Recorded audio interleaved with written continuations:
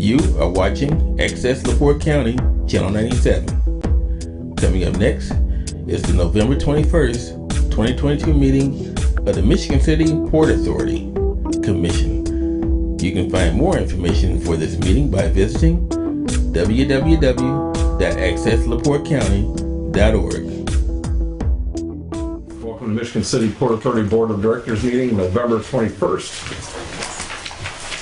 I'm looking for approval or correction to November 7th meeting's minutes. Make a motion that we approve the minutes as stated. Second. All in favor? Aye. All right, so this evening we have the insurance agents here to go over a renewal, so I'm going to have them come up and go over that right now. Then we'll go to the rest of the meeting. Good evening. This is Charlie. Hi, Charlie. Charlie, how are you? Charlie Keene, General Insurance Services, for those who don't know me, which I think I know everybody. Matt Weber, my associate, is here with me as well, and he may interject with some technical information. So, I believe you all have a renewal packet in front of you. I will go over this in a fairly expedient detail, but please stop me if you have any questions. As we go through this, or at the end, obviously, leave time for questions. So, on page 4 of the presentation is our scope of services that General Insurance provides in conjunction with the insurance carriers that we have for the Michigan City Port Authority. I won't go over these in detail, but they're there for reference. So if we move on to the next page,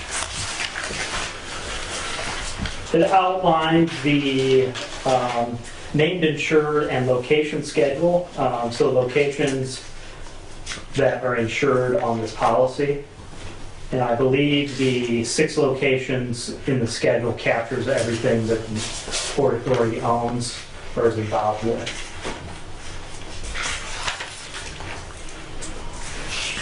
Moving on to page number 6, just a point of housekeeping. This middle column is the expiring, and the right-hand column is the renewal. Changes are highlighted in red to make it easier flow as I describe this. So commercial property, one of the most challenging things in our business today is the inflationary environment that we're in. And property coverage is no exception to that. We have to take this into consideration because the cost of materials and cost of labor have gone up significantly. So we always have kept up with labor and inflation costs with the Michigan City Port Authority insurance program every year. This year we did a little bit more. Specifically on the building that we're in, we increased that 27% based on the estimates that we ran through the computer system. So that's a significant increase, and I believe that captures the replacement cost value of this building. So total buildings expiring is $3.884 million. The renewal is $4.104 million. Now that also includes the business personal property, racks, fuel tanks enclosures, bathroom buildings, office buildings, fish cleaning station, and equipment. So if you look at the total blanket increase, that is roughly a 5.7 increase. We usually raise it about 2% every year. So I believe we've accurately accounted for the inflationary environment that we're in. Is there any questions? Moving on to the next page, the marina specific coverage. We have marina operators legal liability limit of $1 million. Machinery and equipment limit at $512,608, which remains unchanged from the prior year. And that is basically the Port Authority's equipment, such as forklifts, gators, the conduit trailers that are down at Trail Creek Marina for hauling boats. That's all included in the limit there. Charlie, I have a question. Yes, sir. On this first page we talked about, with all the increases that we've made, everything in the red, I think one of your reasons for doing that was the cost of materials and stuff. And what you're talking about here, with the coverage prescriptions, it's kind of confusing that they haven't gone up. I'm not asking you to take them up, but it's kind of confusing if we have to replace any of that equipment and stuff like that. I mean, why would we go up on this first page and not go up on that? I mean, I think this first page, 27% is huge. Yes, Bruce, that's a absolute great question. So with the equipment, that is an actual cash value type payment, so they only pay you what the value of the equipment's worth at the time of loss. So it's kind of like auto insurance. Oh, okay. Okay, so they're going to pay you the depreciated value versus the replacement cost of value. So the limit on the policy is usually about what we pay for it. So it will probably never go above that because it'll always depreciate. Okay, thank you. So that's a good question. We also included in the policy is unscheduled equipment. So this is for all the small stuff that we don't really want to put on the schedule. We captured it at $25,000 with a $1,000 deductible on that.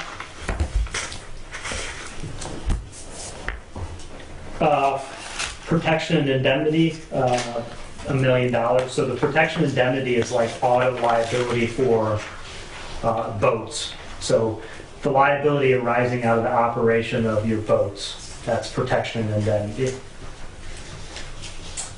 And then we have $130,000 for owned workboats based on the schedule below.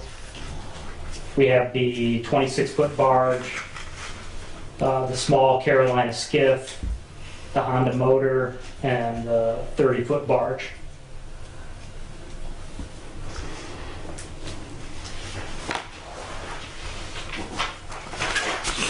And one other point to make on here, the liability coverage, that's the marina operator's legal liability for boats that are under your care, custody, and control, as well as the protection indemnity is all covered under the bumper chute or the excess liability, which we'll get to momentarily.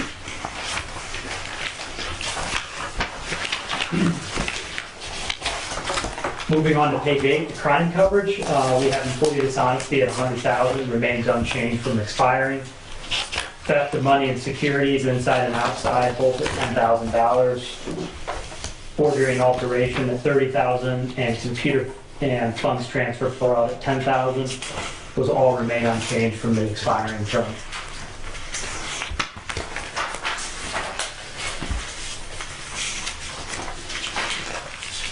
Moving on to page 9, the commercial general liability coverage. So we have a general aggregate of $2 million.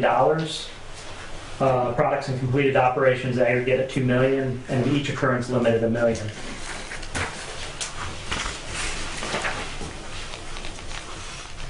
In addition, we have sudden and accidental pollution at $300,000.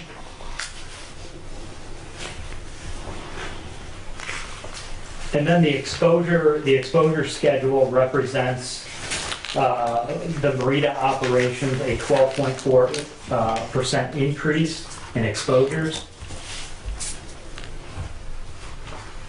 What's that mean, Charlie? So the premium is based on exposures, and so that's basically your sales. What's your gross revenue into the Port Authority? So, Okay. so those are estimates. I see. The expiring are estimates from last year, and the renewal are estimates for the upcoming year. Okay. So the way they rate the premium is based on exposure.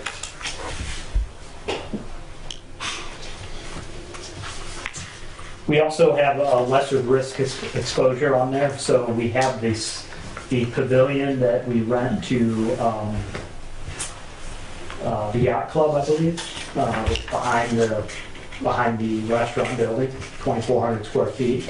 And then we have a vacant land or a park that's across the street next to the Franklin Street Bridge.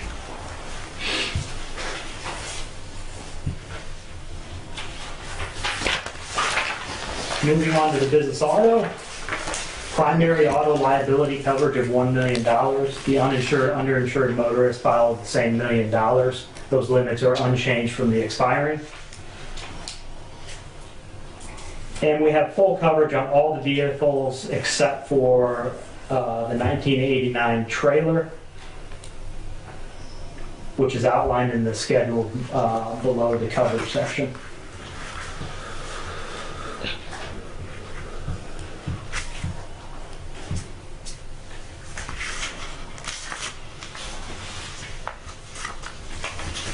Also to note, the auto liability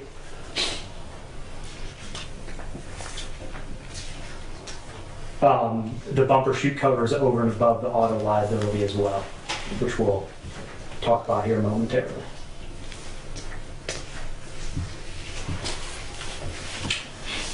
If there aren't any questions, moving on to page 11. Just the secretary, I asked Tim and Marianne, the driver schedule, all those people, does got everybody on there? We'll have to add a couple. And take one. Excuse me? We'll have to add a couple. Okay. Yeah, thanks. We usually update that, Gotcha. and then that changes as we have seasonal help come in the springtime. So Got it's it. not super critical that that's updated at this point. So, Not super critical until we have a problem. well, yes. Just kidding. No, it's a valid point. I will make the point that there are no excluded drivers, so any permissible driver is covered. All right. We maintain the list for risk management purposes, so we can run MVRs Yeah. and things of that nature. Thank you. You're welcome.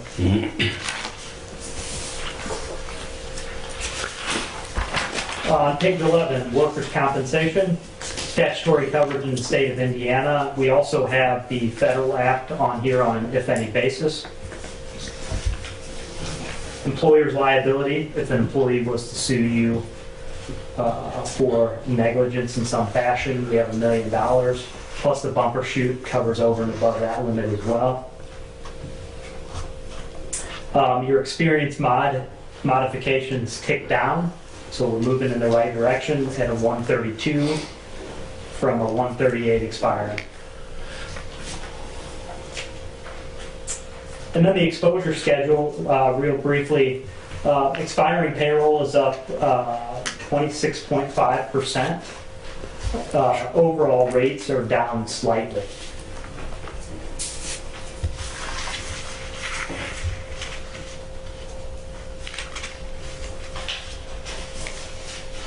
Any questions on the workers' comp? And the next section is the bumper chute or excess liability. So we have an additional $4 million over and above all the underlying liability coverages that I mentioned in the previous pages. Business auto liability, general liability, marine operators, legal liability, protection indemnity, and employer's liability.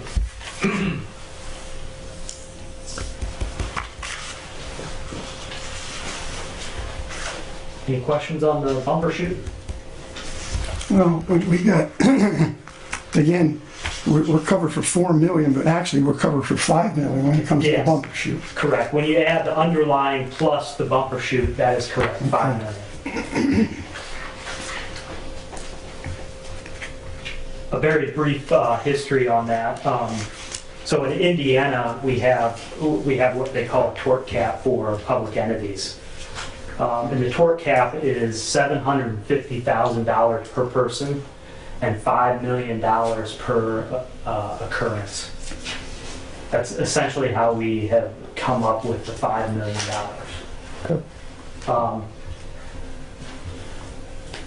That's if something was to happen and the suit was brought into state court. So one of the municipality or public entity protections that's provided in state law.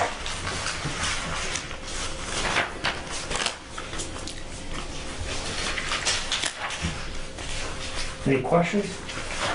Okay. Moving to page 13, public officials liability. So this is coverage for your errors and omissions as a public entity for directors and officers. So that would include decisions made as a board, as well as any decisions made from the executive staff. There are two important coverages inside the public officials liability. So it's essentially the directors and officers or public officials exposure. We have $1 million coverage for that. And then we have $1 million for the employment practices liability, which includes things such as wrongful termination, discrimination, harassment, retaliation, any type of claim that an employee should go to the EEOC and seek damages or resolution for.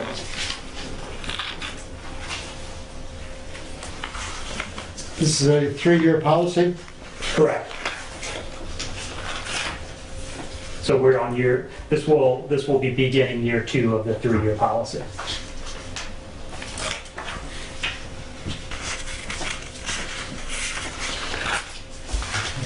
Any questions on the public officials? Moving on to page 14, storage tank pollution liability. We have a per pollution incident of $1 million and then an aggregate or all pollution incidents of $1 million with a $5,000 deductible. And that covers our 2 gasoline tanks, a 4,000 and 8,000 gallon tank.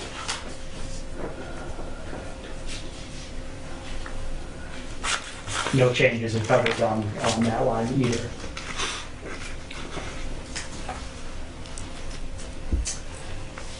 Next section is the cyber risk coverage. To note, we are recommending a change in insurance carriers.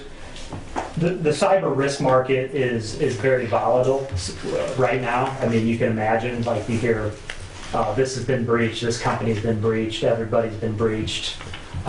So basically, this line of coverage gets marketed out every year. It's very volatile. Premiums are going up like crazy on this line. So doing our due diligence, we found a new carrier, AmTrust. Coverages are pretty much exactly the same with a policy aggregate of $1 million and a per claim limit for all of those coverage forms listed at $1 million. There is an improvement. Cyber deception coverage is going from $100,000 to $250,000.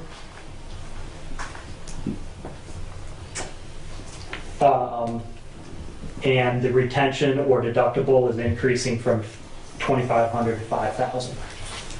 So $5,000 deductible is pretty much standard. You really can't get a deductible less than that on the cyber anymore.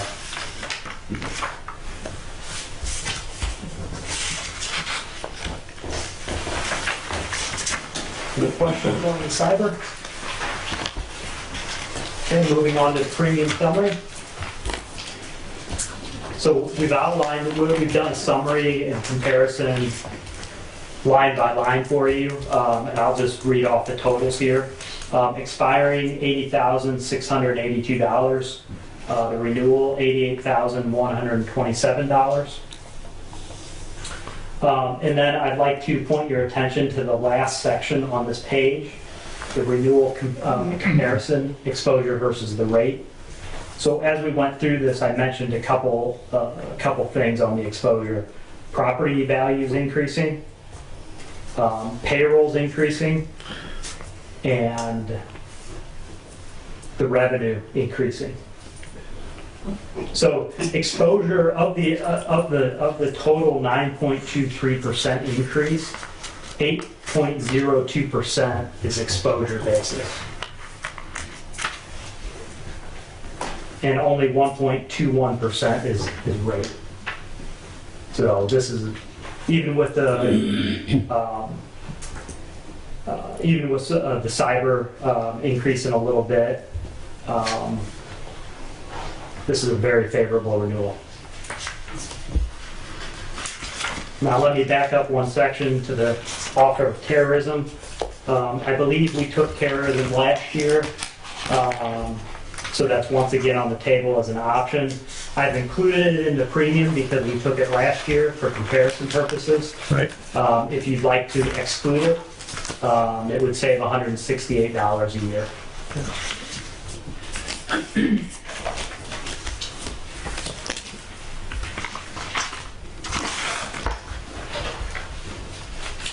Are there any questions?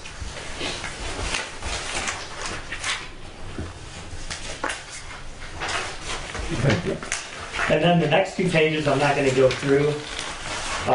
This just outlines all the bells and whistles or enhancements that Hanover provides in their coverage form. It's marina specific. They're not all marina coverages, but they throw them all in. So, very nice, nice program.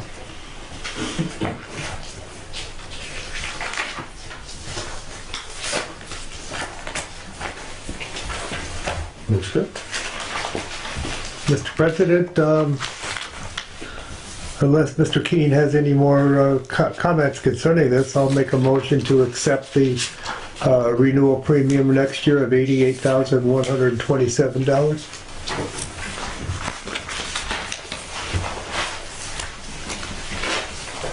Second. Second, any questions, any comments? Bruce, you good? Yeah, good. All in favor? Aye. Aye. Okay. You've been renewed. Thank you very much. Thank you. Happy Thanksgiving, everybody. Hope you have a nice time with your family and enjoy. Thank you. You do the same. Thanks, Charlie. Thanks, Charles. All right. Moving on. Comments from the public. Public. Okay. Just last time we spoke, that I think there was some concern that we weren't going to talk about the new security and everything for being videotaped and out in the public.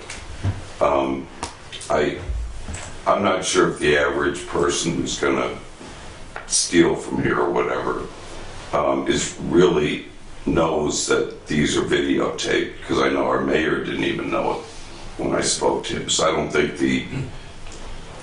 there should be a fear out there of letting us know what's being upgraded or not. So I just want to throw that out there for you. Have we made any headway on doing a survey to the voters on their expectations for the 2020, I brought that up a couple months ago, 2023 voting season? No, we have no survey going out. There won't be any. No. How can we expect a partnership if I know Amanda brought up that we can go to the meetings? Who's responsible for generating an email that would say that the meeting is going to be on such and such date? Which meetings? Which meeting? Which? We said throughout the, I'm not sure what Amanda. You're talking about the voter, the vote? The doc rep meetings that you brought up. Yeah. Yep, that comes out in the email early spring. We send it out early spring on the Saturdays. Mr. Messina does part of that also, but yeah, there's a schedule that goes out and gets emailed to the doc reps. Okay, because I've never seen it. Okay. Pardon me? Are you officially listed as a? Yeah, I called it into Kristen about 5 years ago, 4 years ago. I'm sorry, the gentleman there, I'm not sure. Yeah. You were shaking your head, I didn't understand why. Yeah, I didn't understand, but now I understand better. This is your time to express yourself. Go ahead, sir. Okay. And then 6 months ago, the board made the declaration that we're going to be one of the best marinas in the United States. Mm-hmm. And what steps in the last since the declaration was made what have we done to get us to that level or approaching that level? Okay, well, I'll take this under advisement and I'll send you out an email on what's going on. Okay. All right? Okay, when should I expect that? By the end of the year.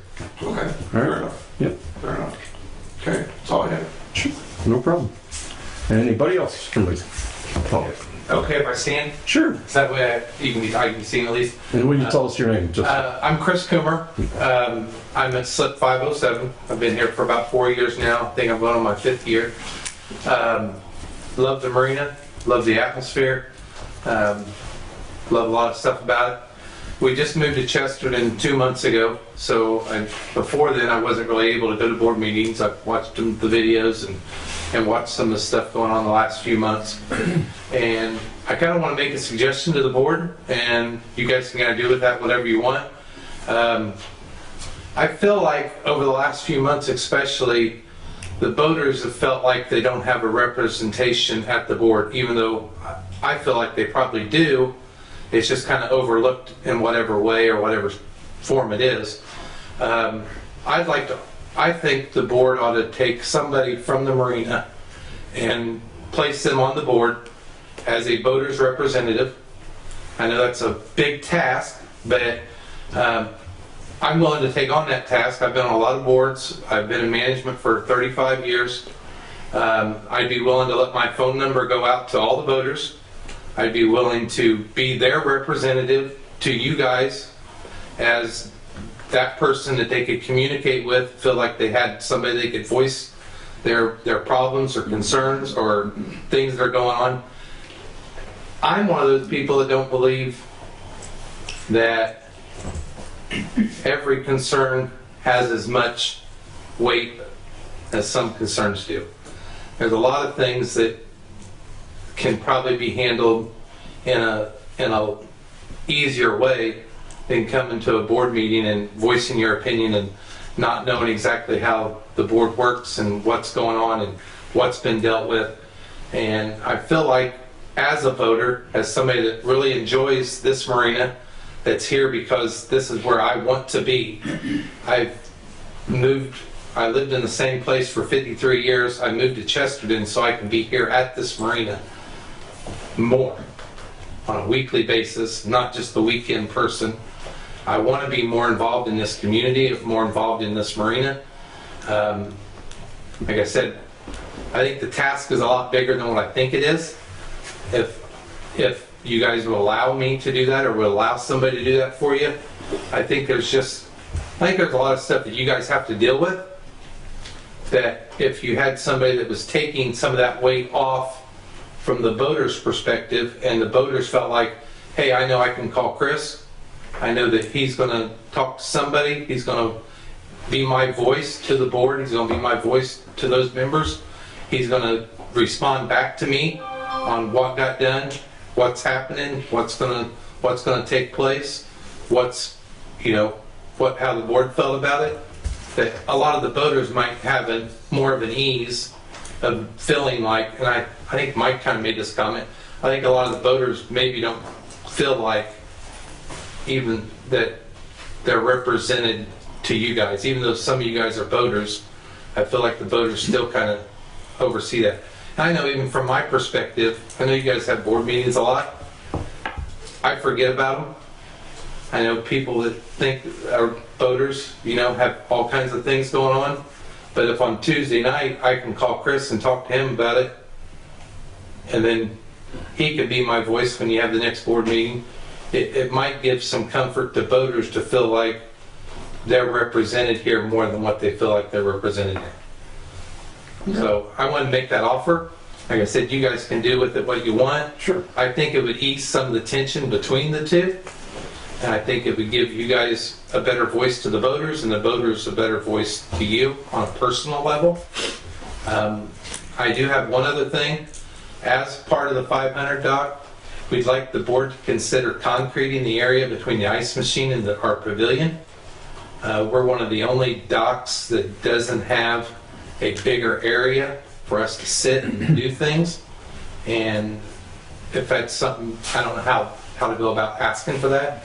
That's one of the things our doc talked about all summer long, is how it'd be nice Because right now, if we have anything going on, we have to sit out by, we have to come out of the pavilion out towards the water and block that walkway. So if that's something you guys would consider maybe for the spring, thinking about as a project to. Sure. In other words, we have more places to drink. I don't know about that, but just, it'd be nice to have an area there where we could set up a table or Sure. set up chairs out of the grass. You know, it might keep people from letting their dogs poop and pee there too. Thanks for your input. All right, thank you very much. Not a problem. Anybody else? Margo?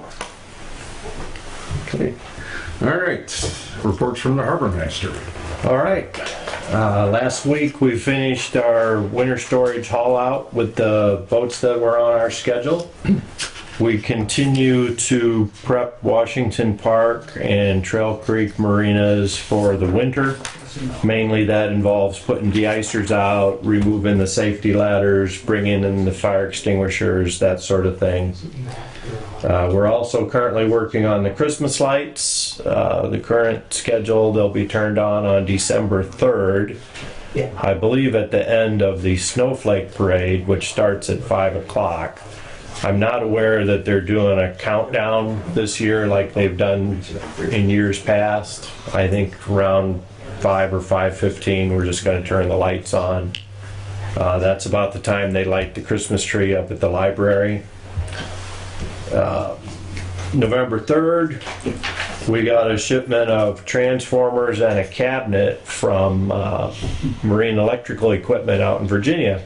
So we got the 3 remaining transformers that go in the 3 cabinets that are out on the 700 and 800 dock. And we received the missing cabinet for the front of the 700 dock. So the electricians took off the temporary breaker box that was on the front half of the 7, and we now have the 3 transformers and the new cabinet out in location to be installed. Today we were able to get 2 of the transformers put in the cabinets.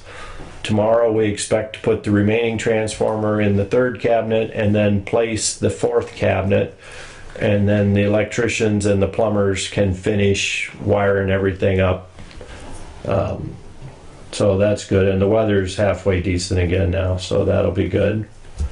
And I guess that's all I have for now, unless anybody has any questions. They always look really nice. I didn't realize your people did them. But, We only do part of it. The park department The nice does the part. bulk of it. Yeah. Yeah. but Yeah. it looks good. All right.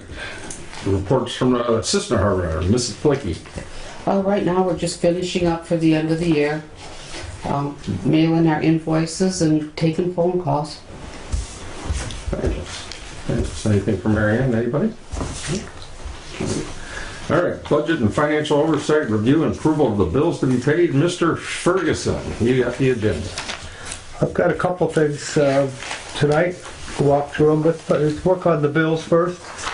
You all have the summary page in front of you. Pretty self-explanatory. Bill for the water department's a little bigger than usual for this time of year, from what Mary Ann says. Security, the Board of Accounts, that's last year's audit. We paid for that. And a lot of the antifreeze and winter supplies. That takes care of the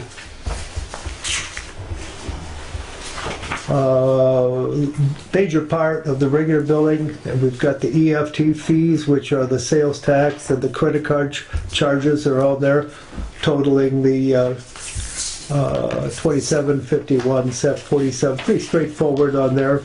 But the big kicker is, I believe that number is wrong. No, it's right. It's correct. Yeah, the Larson Danielson, that's 55,000. Whoops. On the main page, the Larson Danielson is 55,077 and 49. See that difference? Yeah, it's this. Okay, It's the it's just a miss. 55,000. So that is the big thing of the total bills. which come to, that the Larson Anderson is $7,800 progressive payment. Okay, and there's, we think about 100,000 left on the on the 7,800 electrical. We knew that was coming in. That's all accounted for in this year's and next year's budget as we move forward. We've known about that and taken care of. But the one today, the Larson Danielson, is for $55,077.49. And that's the big one of the total, which is, and I'll make a motion to accept the $73,765.68. That's the total I'd make a motion to pay. I'll second that. Any questions, any comments? All in favor? Aye. We're paying the bills. And then you got the next. Yes, thank you, sir. The other thing I had is, at last meeting, we talked about our next year's budget, and we handed it out. I gave a summary of the changes, of which I'll quickly go over again just one more time. Neither the office nor myself had any significant questions over anything we've had in there. Mr. Manor and I talked before the meeting on a couple of minor things, and we resolved them without any discussion to come forward. Is that right, Bruce? That's correct. Okay, so I'll just go over the changes, the highlight the changes we're talking about for next year. Again, and the big thing is that there's no bottom line changes to the revenue or the cost. All the changes we've done are minor, somewhat minor, and they're all been mix and match between line items. Mainly it was fuel adjustments because we figured the fuel, gas, and diesel are going to go up, so we want to account for that. And we've made a temporary adjustment downwards in our budgeted capital account to, handle not having to do any slip rate increases, things like that. We think we can swallow some of the additional costs internally. The other thing is we went for a 4% across the board labor increase for next year. And that was going to increase a cost of about $30,000. Those are all things we talked about last month, at our last meeting. Nothing has changed. So with that, make sure I didn't have anything else. With that, I'll make a motion that we accept the budget for next year to include the salary changes of $2,871,900. I'll second that. Any questions, comments? I've got a mark next to item 435, which is electric. I don't recall why. With the cost side, Dan? Number 435, page 3.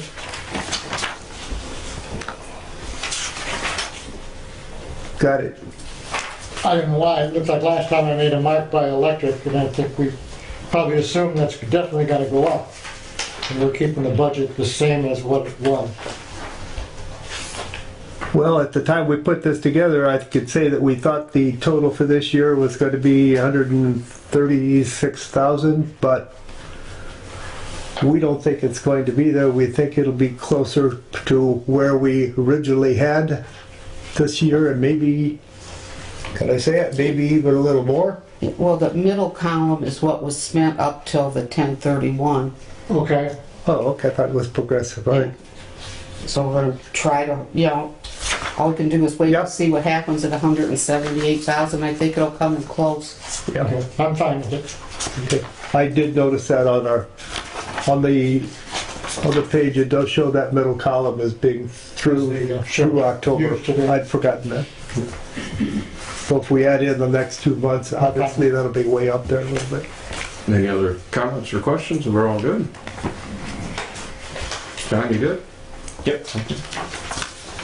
So all in favor for the budget, next year's budget? Aye. So we have a budget. Anything else, Mr. Ferguson? No, that's all, thank you. Mr. Haynes, claims and insurance, we took pretty good care of that today. Yeah, I think it's all taken care of. Charlie did a good job and got passed. And we're ready for next year. All right, port operations, personnel marina. I put together the selection committee for next year's board. So it'll be Mr. Ferguson, Mr. Messina, and Mr. Manor, and Mr. Ferguson will head up the board. All right. Okay. The next question is meetings in December. Do we have 2 meetings in December, or can we cut it to 1 meeting in December? And they're back-to-back meetings scheduled, weren't they? Yes. The 5th and the 12th or something? Yeah. Okay. That would be fine with me if we just had one, whichever one it is. You're good? Okay with me? Good with that? Any questions, concerns? Which one's better for everybody? Between those two, I should ask. I'd like the 12th. The 12th? I think it's 12. The 12th would be more. works good? Yeah. Yeah, we've got more time in between. Yeah. Yeah. Okay, the 12th is what you're talking about? And that's all I have. Mr. Messina, Board of Communications Special Events. All I had down here to talk about, we talked about during the summer about having a possible luncheon for our employees and the board of directors and office personnel and such. And we've met a couple times to talk about different dates, and of course, with their being extra busy during this time of the year, we had written down December 5th, which is our other date, I guess. Not sure that that's a real good, viable date either, talking to Mr. Frame and some of the personnel over at Trail Creek. It's a Monday night, and there's a lot of places that are not open on Monday. So I think what we'll probably do is get together again and maybe kick around some other December or even January dates to see what looks more feasible. If everybody's okay with that, that's what we'll do. Sounds good. Anything else? Anything from Mr. Messina? I'd like to know if you have a good attendance at your dock rep meetings from all of the docks. If you don't, I don't know how people can expect us to know what's going on in this marina in relationship to this Chris over here who offered his particular help, which is a very kind offer, Chris. I'm not so sure that all of our boaters are really concerned about what goes on with the board if you don't get the proper dock representatives. And if you don't have those dock representatives, what do we as a board have to do to get some? I mean, do you get a full attendance from every dock on the dock representative meeting? No, we haven't. We've even moved times around. We've moved dates around, eliminating one date because there was very little attendance, but the other 2 or 3 that we had were not attended well at all.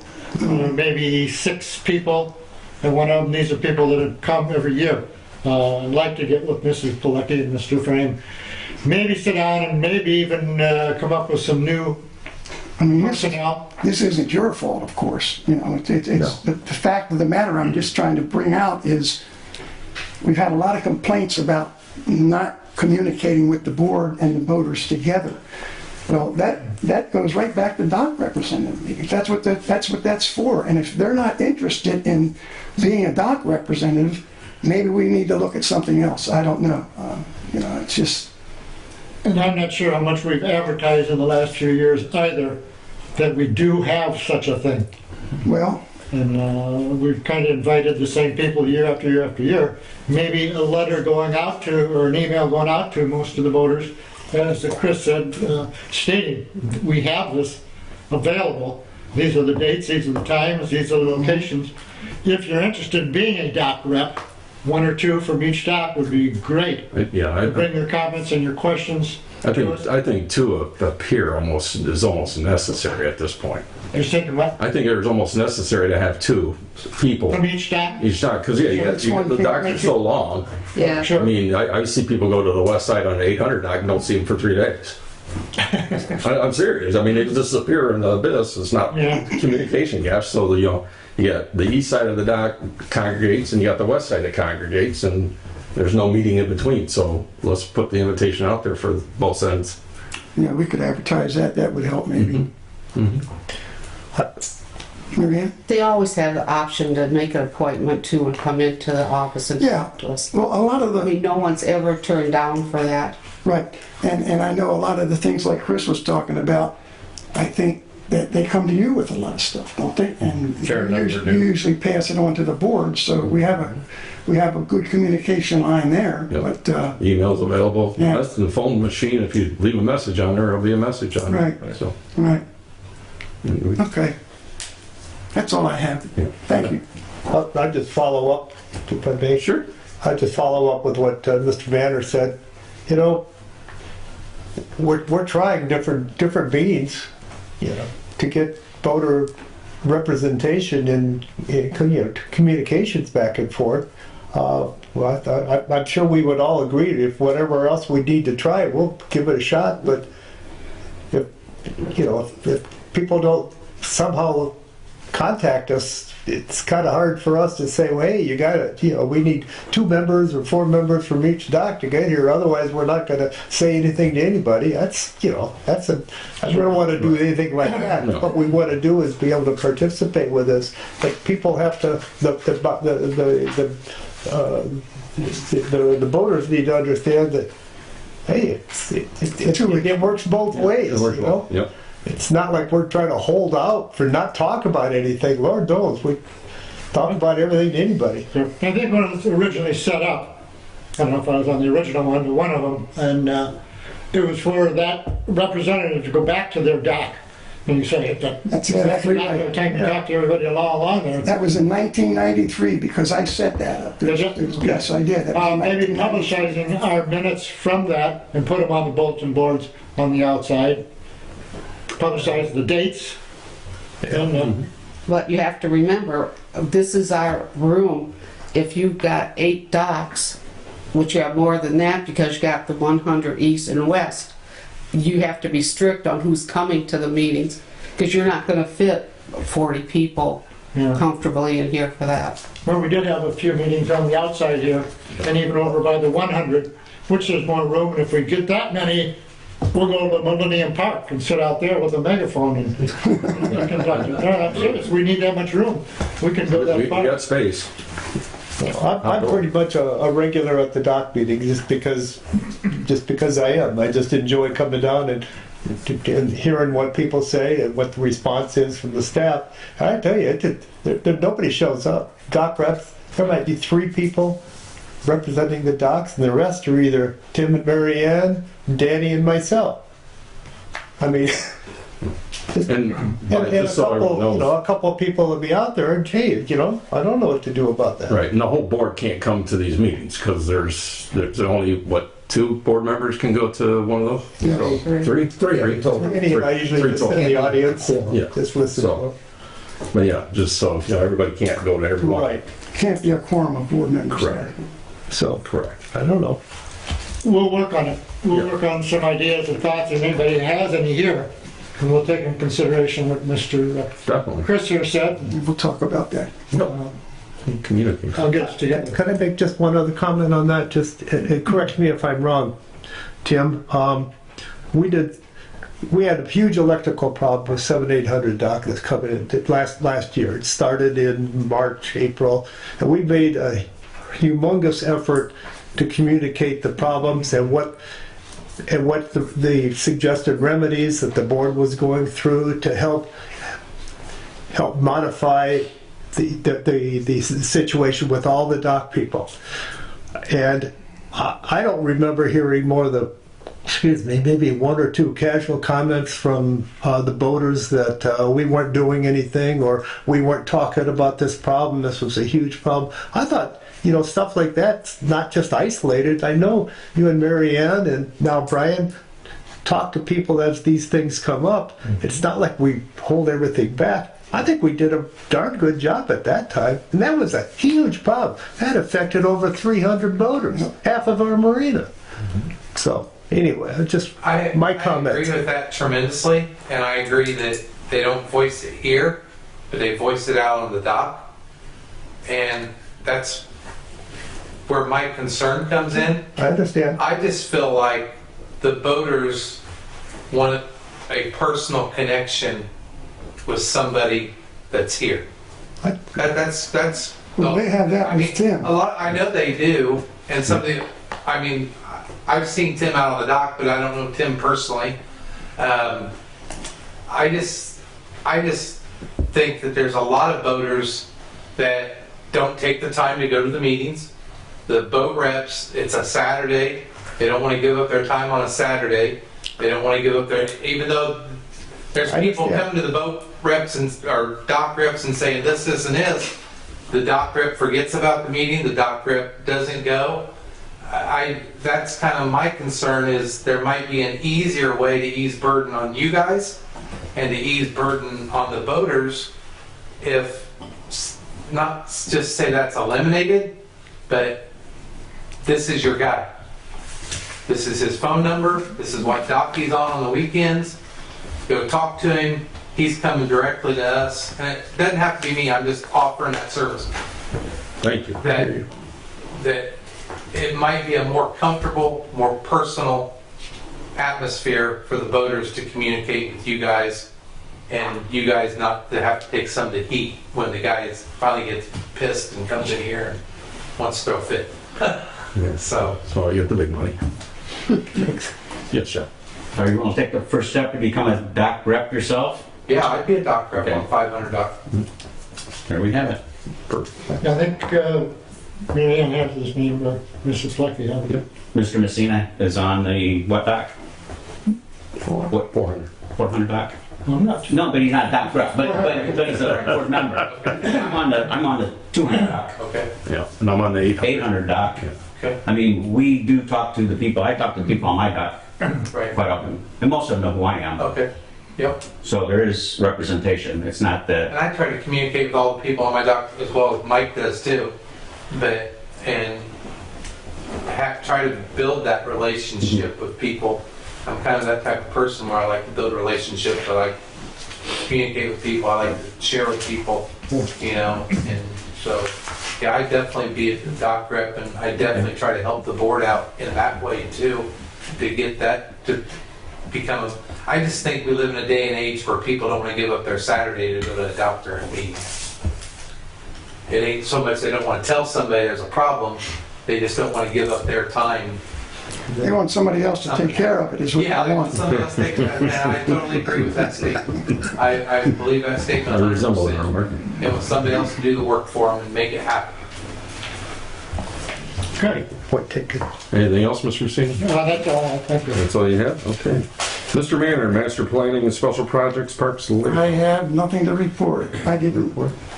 I wasn't at that last meeting. You have anything, Bill? No. No? Thank you. Get the traffic pattern figured out yet, Phil? No, it's winter. Okay. All right, Ms. Buettner, Advertising and Public Relations. I have nothing to report at this time. Alrighty then. Oh, the best time of the whole meeting. Our attorney's back, Mr. Zach Newton. Thank you, Mr. President. I think it was back in October, I emailed to all the members of the board and to the staff proposed changes to the rules and regulations. Rather than print out what would have been well over 500 pages of those changes, I did a red line and then a clean copy. And I don't know if anyone has had an opportunity to look those over. I hope you have. Most of the changes, as you would have seen from the red line, were stylistic or grammatical. For example, I tried to get some uniformity into, instead of, in some places we talked about boat or vessel, just watercraft throughout, so things of that nature. And then some punctuation and, again, grammatical changes. But the two new sections are scope of license and then dock boxes and use of dock space. The scope of license is designed to address the issue that we'll just call it the dinghy issue. even though we're not concerned just with dinghies, but to let slip holders know how much space they actually have in their slip, what the confines is what I describe it as are. It's a foot on each side and then 3 feet out the back. And then if they exceed that, then they're going to pay an additional premium or an additional license fee that would be the cost of a next larger slip. And then we reserve the right to move them into a larger slip if that's what the harbor master believes would be necessary. So I don't know if anybody has any comments on the language that's there. I mean, I'm not wedded to the language. It's the language that I came up with. I'm happy to amend it if anybody thinks it could be clearer or simpler. But I think what I've got here captures what we're trying to convey to the slip holders. And then in terms of dock boxes and use of dock space, same thing here. It's trying to clarify and to get sort of a notice provision into this so that we're not coming to a slip holder and saying, hey, look, you violated the rules and we're kicking you out. Obviously, we want to do something like that. So we want to give the slip holder an opportunity to cure a problem, but we're not going to tolerate the problem remaining uncured. And so we escalate. We go from the yellow notice, and I think we do it by the yellow notice on the vessel itself, email, phone call, maybe even a letter. I don't recall what all we have in there. So we use every method we have to try to communicate to them that they have a problem that they need to rectify. Then, if they don't rectify it, we escalate up to the red letter, so to speak. You're on notice now. Again, and it's and I think by email and then phone call as well. And then at that point, if it remains uncured, then they're risking fines or loss of the slip. Again, I'm not wedded to the language here. If anyone has suggestions to change it or to improve it, to simplify it, I'm happy to modify the language, but these are the two sections that I came up with. And if anybody has any other changes that they notice from either for these two sections or generally in the rules and regulations, I can incorporate those in. I don't know if you want to vote on this now or if you want any questions, and then at the next meeting perhaps vote on it. Yep. And I would just say again, if you have some suggestions, if you notice something that I missed, please let me know and I'll incorporate it in, and then we'll have it presented to the board in a final package of these would be the rules and regulations 2023 with the revision as of whatever date the board passes them. Sam? Can I just make a comment before we get into any questions, details? The result that you were talking about tonight is a compilation of what committees, board, the president, and their attorney have been talking about and detailing for probably 4 or 5, 6 months. Right. This is not anything. None of this is anything new that we're talking about. That we're trying to make any major changes, any changes here tonight that haven't been washed out, looked at, ironed here and there. So I just wanted to make that comment. Thank you. Yeah, I probably had more changes than anybody else. I think I came up with a dozen things that I saw in the handbook. Okay. And I think one of them was the 2022 you had on your cover sheet, which is going to change in Right, the 2023. And I thought, Email those to me? I don't recall. I gave them to you in a folder. In folder? Okay. I'll double check. and I thought at our meeting where we talked about slip overages, I mean, if you're out 5 feet past your slip, what we're saying now, we're going to charge you another, this figure $600 to keep that. I thought we wanted to eliminate that extension out for both the security and safety and docks on both sides, boats coming in and out, they can't see. We currently have that in place. We charged somebody last year extra because their boat was too long. I thought we wanted to eliminate. What we didn't have was a charge for a dinghy that was in and out, there sometimes, not there sometimes. That wasn't overage by one vessel. Now we're talking about one, whatever that's using that space. That's the big thing. It's okay, so, And we said we're and gonna. we don't want to be over 5 feet. We don't want to get too far out there. So yes, there's comes to a certain point that Tim's going to go, it's over, Gotcha. Mhm. it's over. But we say 3 feet, or you're gonna have to pay $600, and to many boaters, $600, I'll pay it to keep my dinghy in that slip. Right. I don't care, or we're gonna move them from a 40-foot slip to a 45. We know we don't have any 45s available. I don't know why we say that, why are we gonna do that? I mean, there can be people sticking out just as far as they've ever been this coming year. Or maybe it should say till one comes available. Like you said, it wouldn't be I immediate. thought we wanted to eliminate the overall length, more than 3 feet. Which, that's what this does, and like I said, Tim will make that decision if that this deems necessary. That can't be there anymore, it can't be there. Yeah, okay. So it's not gonna be a choice, it's gonna be, once we deem that, you know, you're too far out in the fairway, Yeah. you're too far out in the fairway. Do you want me to add some language saying Well, I if don't- there isn't a slip available, a next larger slip available, then in the harbor master's discretion, you got to remove the dinghy or whatever else it is? Yes. Okay. Yeah. That would be for the next meeting. Yeah. Another thing I know, in this manual, we talk about people that don't even get the manual, the rules and regulations. We're talking about vendors that come in, and many a time I've come into the office and say, I see somebody walking with a whole roll of carpet that's going down the dock to put into somebody's boat. They're supposed to come into the office, check in, sign in, probably give a fob to get in that gate, to identify. What you read? They don't know this. That vendor does not know that they're supposed to do that. How do we get the word to them? Because we're identifying them in the rules and regulations.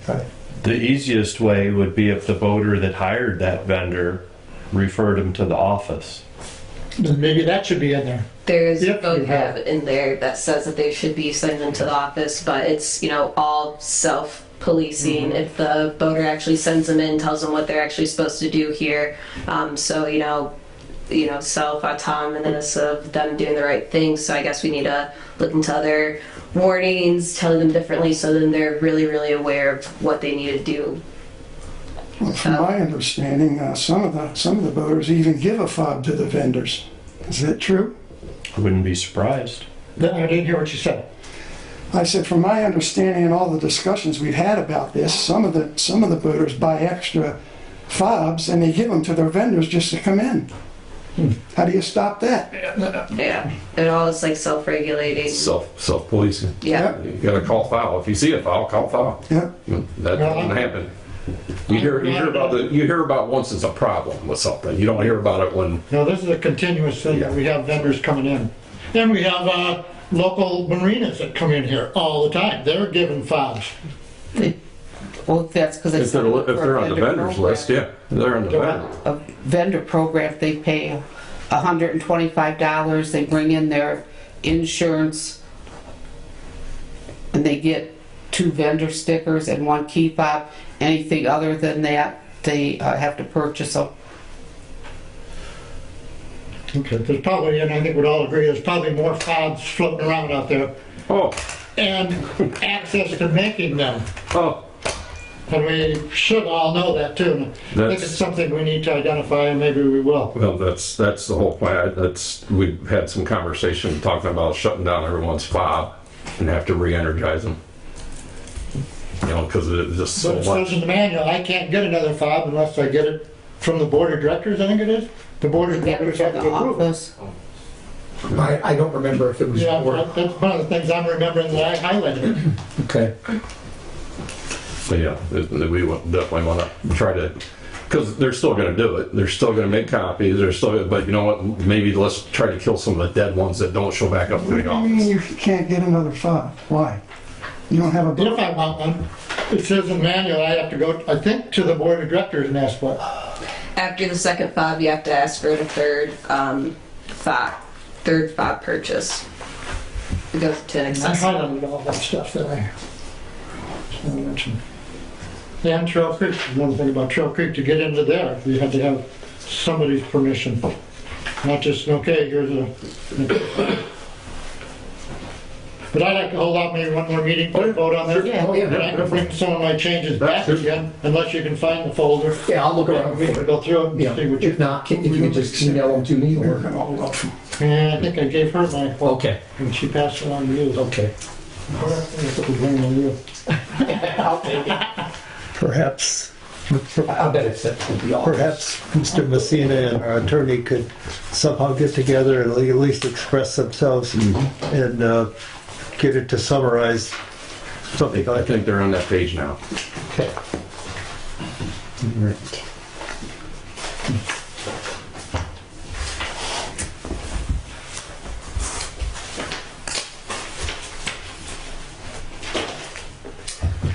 I'll find Mr. Messina's comments and then I'll incorporate those in and then recirculate. I'll do another red line and another clean copy and email those along. Save some trees that way. Not a problem. Not a problem. All right. Anybody else have anything for Mr. Zachary? We're all good? All right. Old business comrades were on, cameras were already taken, we're on. Table subjects. Mr. Freeze, it was nice to see him here today. And do we have any other guest comments? The Port Authority don't have any, I know you guys have talked about the dinghy issue, and I know the dinghy issue's gotten worse the more the price of fuels went up. They don't have anywhere within the marina that they could put some dinghy parking for people, because I know it's become a huge problem within the marina. I know how they have the Wave Runner parking. Is there a way to utilize an area that could be for that? I know there's not a whole lot of area. There's really not. The only places would be someplace that's unsecure for your dinghy. Right. You know, so, I mean, if you wanted to beach it, but it's not gonna be secure. Right. We wouldn't have any security for it. I know at that, like, just like the Wave Runners, you could actually generate revenue Yeah. by giving people spots to. We're just limited with our Yeah. space. If we had the space, we'd do it. Yeah. Okay. If we could put them on the government pier out there, we'd do it, but I we know a lot of can't. people, they keep them at their boats, would rather not keep them at their boat because then they gotta figure out a way to get it out of the way of the boat, take the boat out, and all the issues that go along with that. Well, the water keeps on dropping, you can put it underneath the pier. I gotta imagine that's gonna happen. Well, I don't know, it doesn't matter. They do whatever they want to do at times, as we know. It's just when the water comes up. The water, yeah, it's that's the problem. Pipelines. Everyone gets stuck. That's the problem. That's for sure. All right. With nothing else, Make a motion, we adjourn. I have a motion we adjourn. Second. That's good. Right?